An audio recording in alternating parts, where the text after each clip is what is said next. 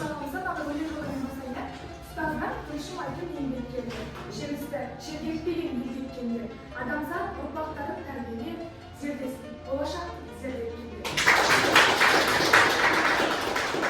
Оқшылар емеші сабақ басқарып, тұлға бөлімлерде ол сіздер нажар келіп, бір-бірден келіп, осы емле балады ауызды бұл сіздер тоқтамыздың емле басылар.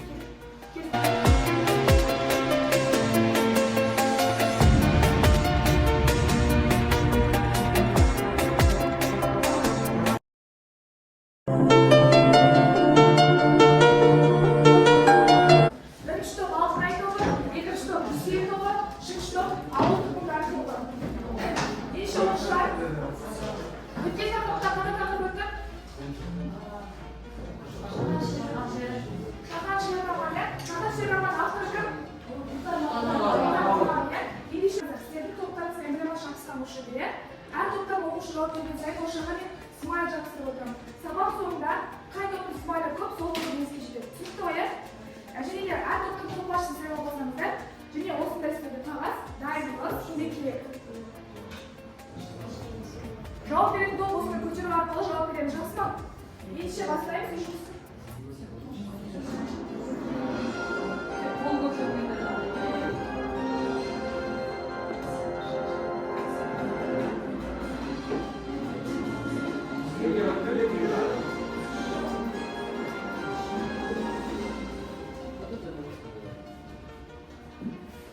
Бұл жақта 15 теңге бар, яғни 15 грамм. 100 теңгені ашайық. Бірінші теңге.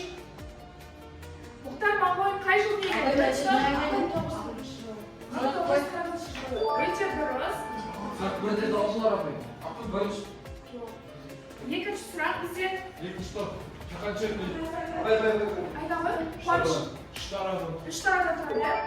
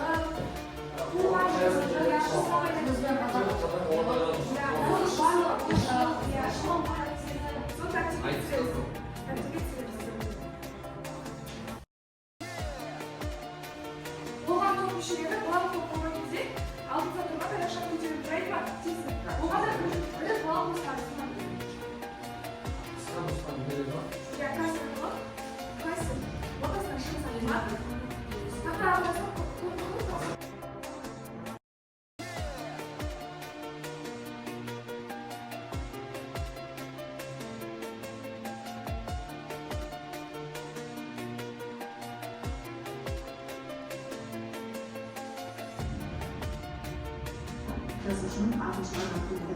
Әдебиетке айтылмастай дарыны қосылғаннан хабарда болған оқырман жазушының қаламынан енді не туар екен деп күтіп жүретін болды. Кейіннен Шынарым менің шырайлым менің алғашқы ұстаз құш жолы, ана жер ана, қош бол сәрі ертегіден соң ертең айтқан тырналар, боранды бекет, жан пида сынды шығармалары бірінен соң бірі жарияланып, көпшіліктің зор ықыласына ие болды.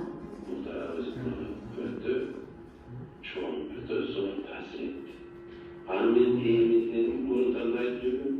Yaş kesimden aytkan. Bana eğitimde aytsam anken oranın күндө тереңирээк түшүнүп берет. жазуучунун драмалык туындылары казак сахнасынын төрүнүндө орун алды. Режиссер Азербайжан мамлекети сахналаган Ана Жирана ғасырдан да ызалдын коюмдары узак жыл бою Мухтар Әуезов атындагы театрда аңчылыкпен жүрдү.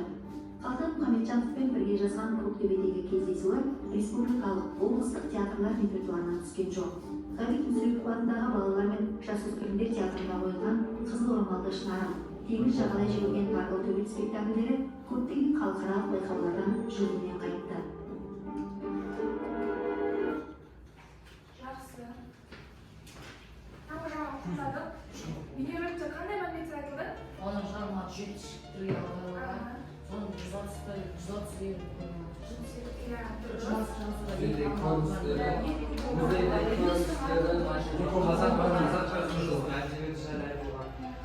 Что қандай байқадық?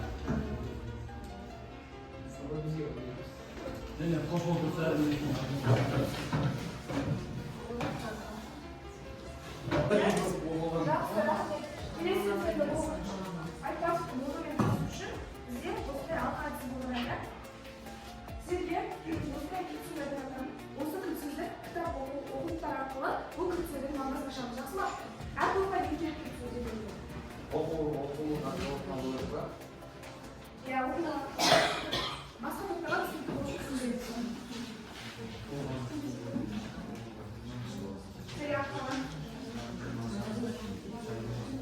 Уақыт, берген уақыт 3 минут.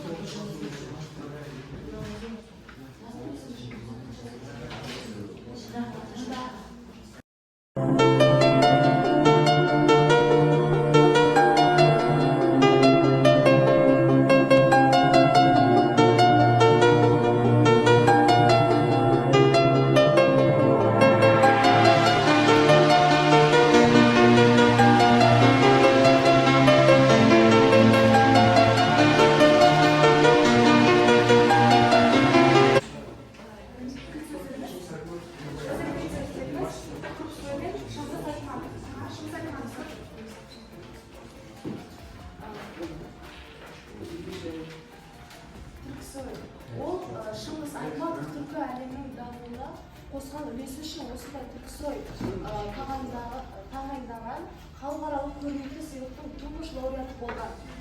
Шыңғыс Айтматов қазақ-қырғыз ортақ халық жазушысы, гуманист, Ленин сыйлықтың лауреаты, КСР мемлекеттік сыйлығының 3 мәрте иегері болды. Бүкіл шығармаларымен өмірі қазақ халқының тікелей байланысты болды. Жақсы, рахмет. Енді екінші топ. Сөз 1928 жылы жарияланды. 1928-ге сөздің ашылуы. Шыңғыс Айтматов 1928 жылы дүниеге келді. Қырғызстан жерінде шекер елдің 17-ші күніне келді. Жәмилердің ең Айтматовтың бүкіл шығармашылығы мен бүкіл өмірі бастан аяқ қазақ халқымен тығыз байланысты болған өзінің сол бірінші шығармашылығы. Жәмила деген шығармадан бастап. Шығарма шетелге шыға бастаған. 1928 жылы қай күні туылған? 17-ші желтоқсан. Жақсы, рахмет екінші топ. Бізде адамзаттың Айтматовы. Ол яғни Шыңғыс Айтматовты адамзаттың Айтматовы деп атаған. Неге? Өйткені оның халқына жасаған көп игі істері және жетістіктері өте көп болғандықтан тіпті ол қайтыс болғаннан кейін бүкіл қырғыз еліне ол күн қаралы күн деп есептелген. Қай күні қайтыс, қай жыл қайтыс болған? 2008 жыл. Жақсы. Әкесі жүректі Трамскул, қолынан жетекші жүріп, Ташкентке оқуға жүрді. Жақсы, рахмет. Құдаларыңыз.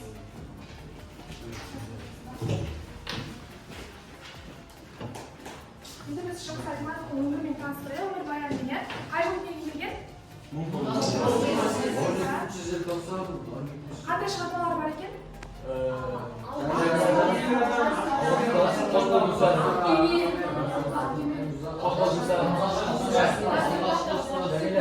Жақсы.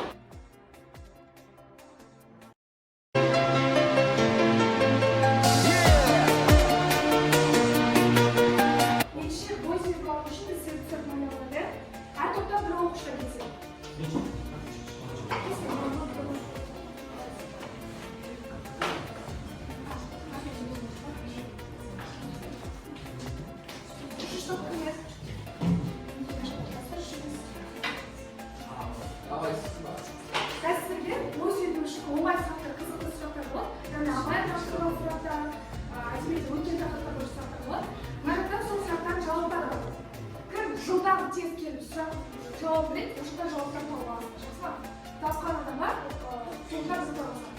Masalan, что, это что, это что, ya? Абайдың ең соңғы қандай? Тоғыз мүшелердің сөзі болады. Абай деген несі?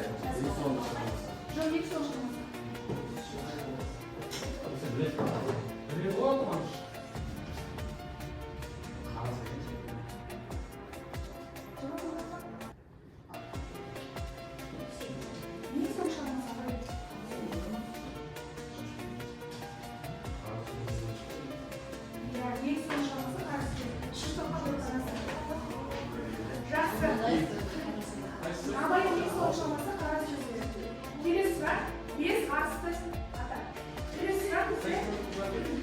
Абай жылдар аманда неше тілге аударған?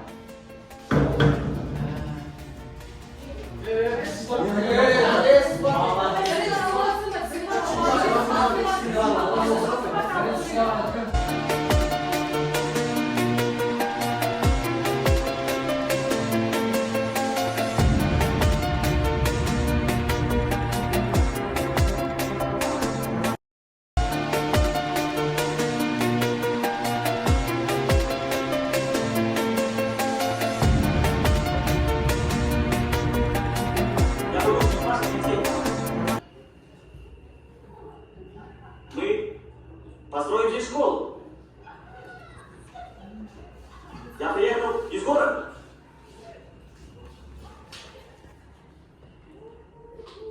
Я учитель. Мы откроем школу. Вон там, панской конюшни, за рекой.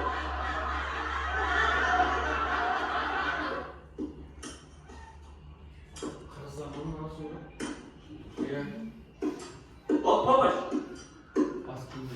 Здравствуй, хозяин. Ну вот, сегодня начинаем занятия в школе. Сколько лет вашей дочери?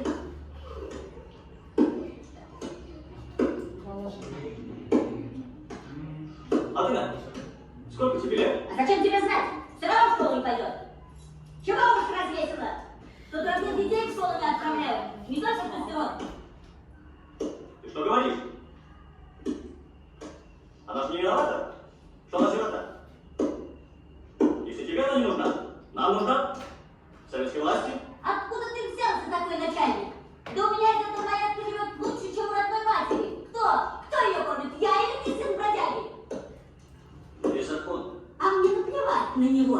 Ты здесь свои бумажки не размахивай. У меня свой закон. И ты мне не указывай. Законы для всех одни. А раз не подчинитесь, то и укажем. Насобирался на целый араб. Ой, гони свою конюшню, понятно? А в моем доме я хозяин. Пока я жив в этом доме, я хозяин. И не болтай. А ты, если хочешь учить девчонку, забирай ее. Или сделай ее без бабок. Только убирайся. Убирайся с моего двора. Düşün de yani muhalif olsun, muhalif olsun,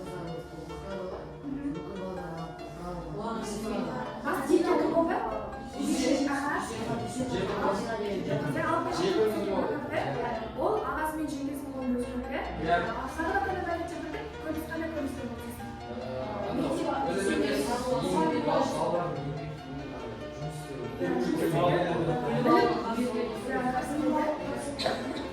жақсы еңбекшілер бұл үлкен тамашалады. Бізде партия деген әдіс бар. Осы бейнені өткізеді. Иә, үш бұрыш шығады. Сұраққа жауаптан дұрыс тапсаңыздар, бізге үш бұрыш шығады. Дұрыс емес тапсаңыздар, үш бұрыш шықпай қалуы. Топтасы.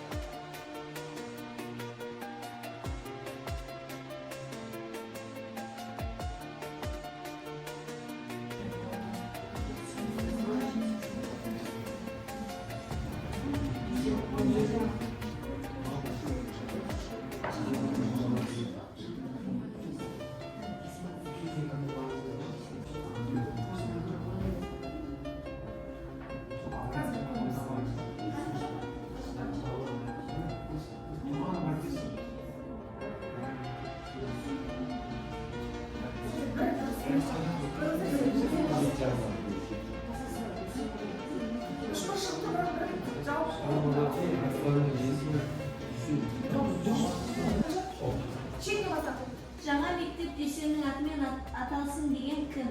Алтынай Сүлейменова. Дұрыс. Жүргізіліп оқушы ғалымдағы мұғалімнің есімі Дүйсен.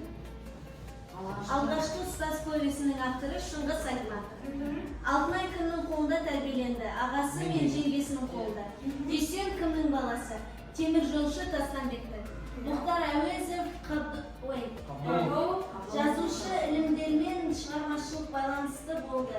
Яғни Әуезов, Қабдолов және Мұртаза. Және де Айтматов қай жылы дүниеге келді? 1928 жылы. Және де соңғы сұрақ ол Шыңғыс Айтматов бүкіл түркі елдерінің мақтанышы Ғарифолла есім. Алғашқы ұстаз повесінің бас кейіпкері. Алтынай. Тура сондай. Var mı Süleyman? Şurada. Bir şey cevap koyayım. Jamaz екі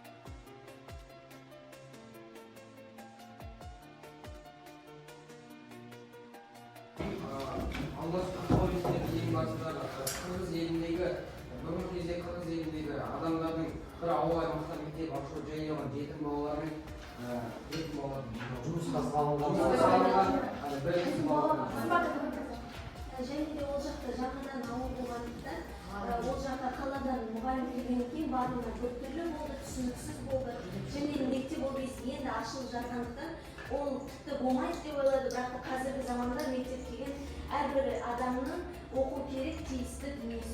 Жақсы, екінші сұрақтан жауап алып, айтамын. Дүйсен қаладан ауылға көшкен кезде олар Дүйсен мектеп салып жатыр соғыстан дегенге халық қарсы шығып Оларға қызық болды, иә, бұл иә? Үшінші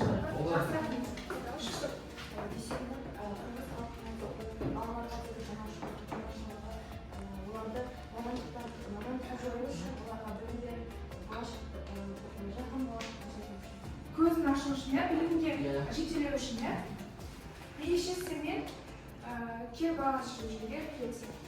Сізге қазір осы ұялы телефонда қаратам, сіздер бүгінгі сабақта қандай әсер алыңыздар, қандай мәліметтер алыңыздар, сол туралы жазасыздар.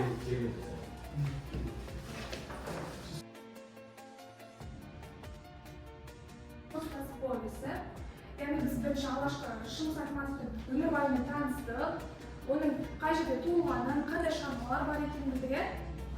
Қазақтың қай ақынымен ол дос болған? Мұхтар Әуезов.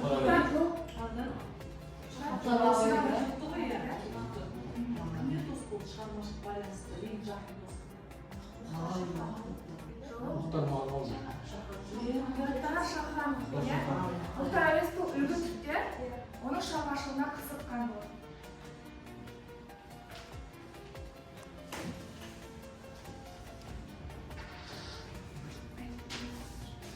Бүгінгі сабақта үштік сұрақ жауап серіктер сәтінады және алғашқы ұстаз повесінің ең басты кейіпкері Алтынай екенін білді. Сабақ қызықтар пайда болды.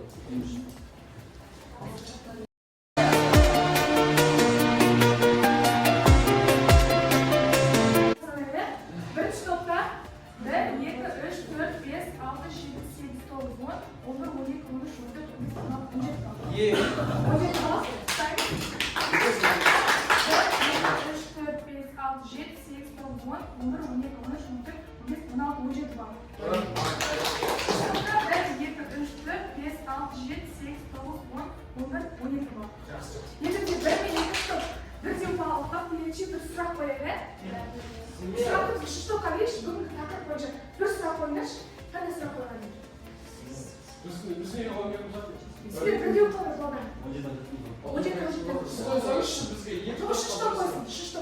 Кез келген бір сұрақ тақырып бойынша бұлынды.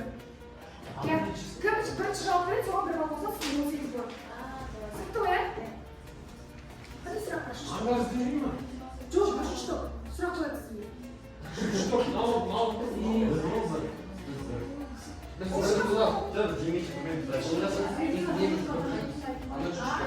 Не үшін шығыс айтпады, қарызымды айтпады деген азап берді? Кім жоқ берді, кім жоқ берді? Бір айт, айта болмашы.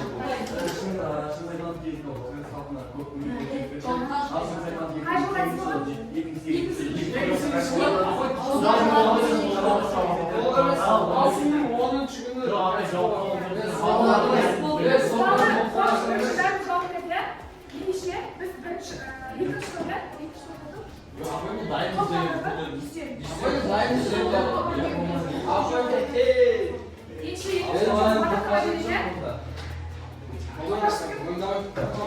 Ең үздік топ үшін бүгінгі қазақ әдебиетінен өткізілген ашық сабақта белсене қатысып жеңіске жеткен 10 топ марапатталады.